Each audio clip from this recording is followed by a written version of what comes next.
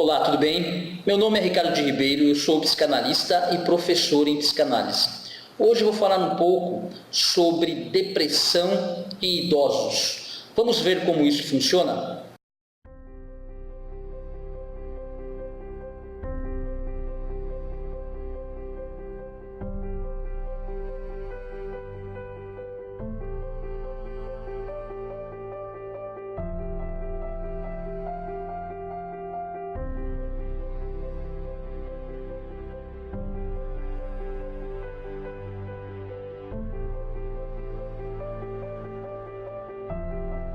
Bom, existem muitas causas orgânicas que levam o idoso à depressão. Isso deve ser investigado com um especialista de cada área para que sejam identificadas as causas e sanada essa situação. Tirando essa situação, nós podemos encontrar então dois outros princípios na psique em que pela psicanálise e pela terapia nós podemos contribuir em muito para esse idoso sair da depressão, entrar num estado de equilíbrio maior. Essas causas são duas, vamos ver. Primeira causa encontrada. Normalmente, o idoso quando me procura, ele vem de um processo de perda, de luto, de separação, de término de um ciclo que ele está há muito tempo.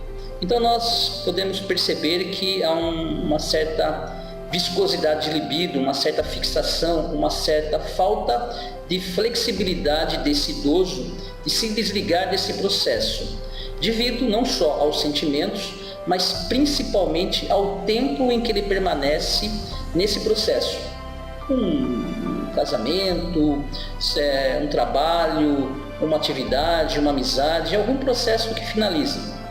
Então, quando esse idoso passa por essa situação, ele, de certa forma, descaracteriza, né, o seu processo diário, a sua forma de agir, de pensar, a sua rotina, e há uma certa descaracterização também da sua personalidade, do seu eu, porque ele não se vê sem aquele objeto, né? E esse objeto pode ser pessoas, uma situação de trabalho ou um bem que ele tenha que desfazer. E isso pode parecer até para as outras pessoas um pouco, até pouco, mas é um processo muito intenso dentro da psique desse idoso, que quando ele se abre em terapia, nós percebemos o quanto aquele processo está fazendo falta para a estrutura própria, né, em termos de identificação, em termos de locomoção, em termos de sentir-se bem, ou seja, a sua autoestima diminui de uma maneira muito intensa.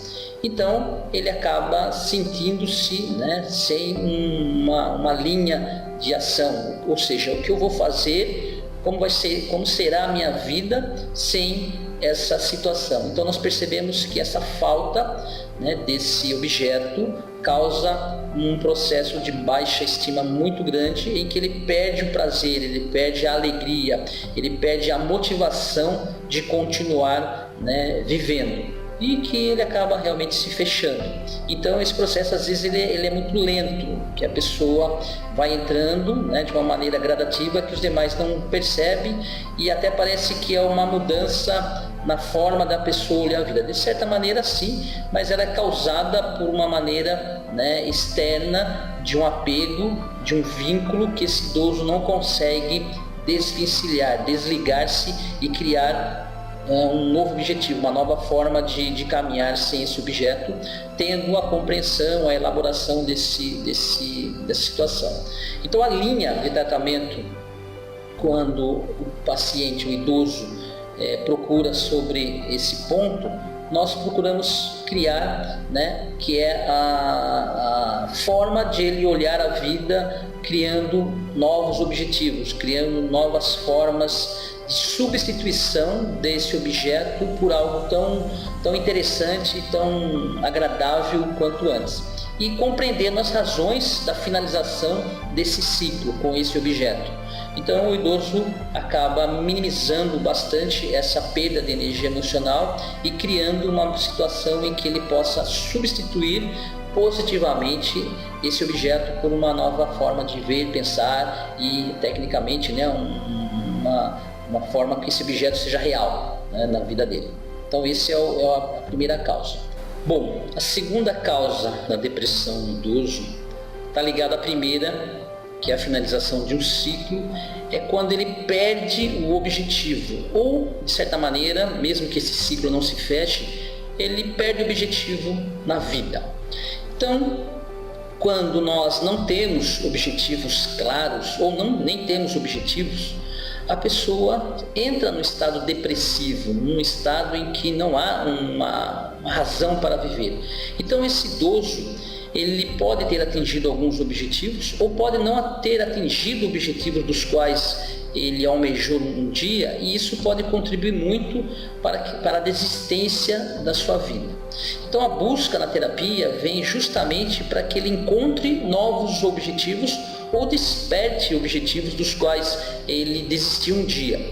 Então quando ele reacende essa chama, né, essa esperança, essa vontade de buscar algo, de conquistar, automaticamente a sua autoestima melhora muito e ele vai saindo desse estado depressivo de uma maneira muito intensa, muito rápida. E é um processo um pouco trabalhoso, porque ao mesmo tempo que nós precisamos motivar esse idoso a caminhar, a buscar novos prazeres, novos objetivos compatíveis com a sua realidade, né, do momento, nós também vamos vamos estar próximos, né, das suas dores, dos seus traumas, de algo que ele está guardando há muito tempo, que também de certa forma, né, rouba a energia emocional, ou seja, rouba o prazer de viver. Então, ao mesmo tempo que nós temos que motivar esse idoso, existe um perigo ou uma forma muito delicada que nós vamos também se aproximar das dores, das feridas emocionais, dos traumas desse idoso, que existe muito tato a ser trabalhado e muita percepção para que possamos observar o quanto esse ego do paciente consegue lidar com essas possíveis frustrações que porventura apareçam no processo terapêutico. Não há outro caminho.